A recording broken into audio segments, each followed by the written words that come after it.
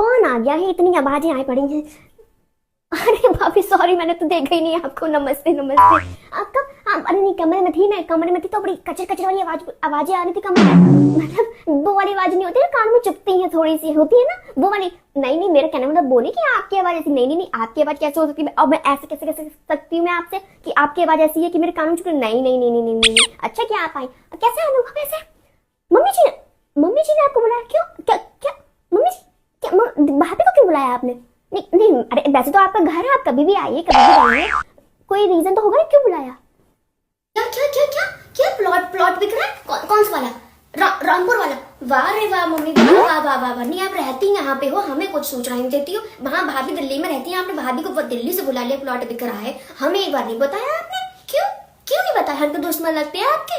मैं तो नहीं नहीं नहीं नहीं नहीं, मैं नाराज नहीं हूँ, मैं बात कह रही हूँ। जो भैया घर पे रह रहा है इंसान, उसे भी तो बताना चाहिए ना भाभी।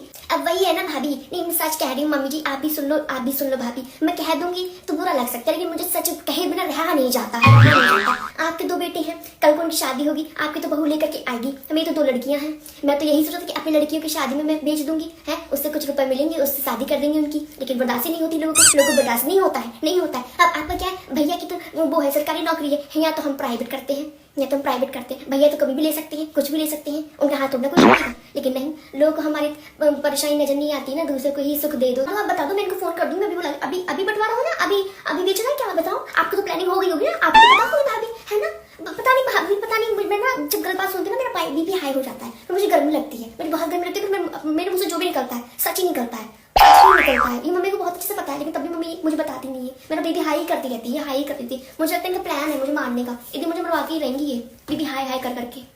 सच कह रही हूँ, हंस रही हो भाभी, हंस रही हूँ। हंस मेरी कोई बात ही नहीं है, इसमें बात ही नहीं है। बताओ ना कब करना है, मैं इनको फोन कर देती हूँ। आज बुला लो, अभी बुला लो, अभी करके। वो दादाजी इनके नाम पे करके गए थे प्लॉट, दादाजी इनके नाम पे करके गए थे। अब बताओ, सोचो उन्हें कितना, मुझे तो उनका सोच के बुरा लग रहा है। मुझे तो रोना आ रहा है, इतना लगाव था दादाजी को, इनसे बहुत ही ज्यादा लगाव था, बहुत ही ज्यादा लगाव था। अब सोचो उनकी आत्मा को कितना कष्ट होगा, कितना कष्ट होगा कि जब उसके दो टुकड़े होंगे या फिर बेचा जाएगा। सोचो दादाजी के बारे में सोचो, कोई नहीं सोचता। मुझे तो उनके बारे में सोच के रोना आ जाता है। बेचारे इतने भाव से दे करके गए थे कि बेटा तुम संभाल के रखना, इस प्लॉट को भी बेचने मत देना, लड़कियों की शादी में ही अगर कुछ करो तो करना, वरना तुम ऐसे ही रखना। अब क्या कर सकते हैं मम्मी जी, क्या कौन सी हमारी चलेगी, है ना भाभी? अब आप भी इतनी दूर से आ गई, एक बार हमें फोन ही कर लेती, पूछ लेती तो कितना अच्छा होता।